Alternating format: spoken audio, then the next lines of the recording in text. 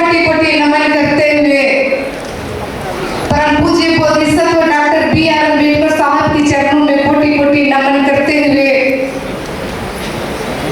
फूलों के माला जैसे सहेज कर बहुजन समाज के रखने वाले मान्यवर कांसीराम साहब के चरणों में कोटि कोटि नमन करते हुए संत कबीर संत रैदास तथा बहुजन समाज में जन्मे हुए तमाम संतों और वीरांगनाओं को अपने तहे दिल से सत सत नमन करते हुए आज बाबा साहब डॉक्टर अम्बेडकर जी के 69वां आगमन एवं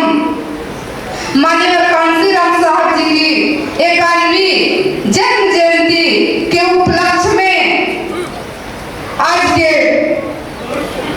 संस्थापक महोदय धम्म प्रकाश भारती साहब जी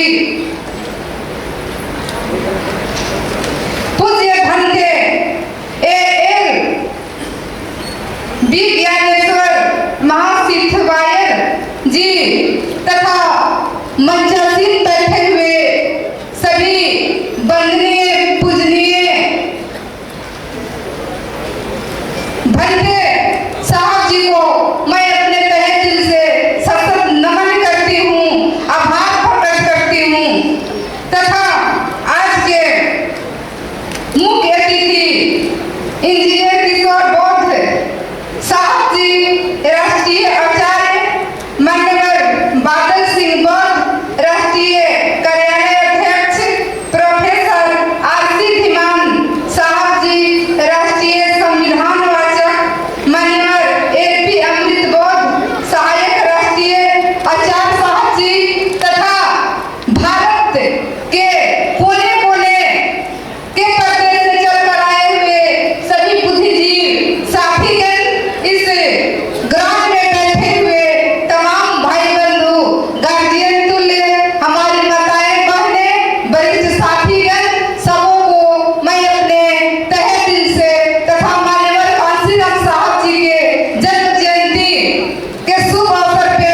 सबों को नमो बुधाय जय भीम के अभिवादन करती हूँ। आज का विषय रखा गया है जिस समाज का बुद्धिजीवी शिक्षित एवं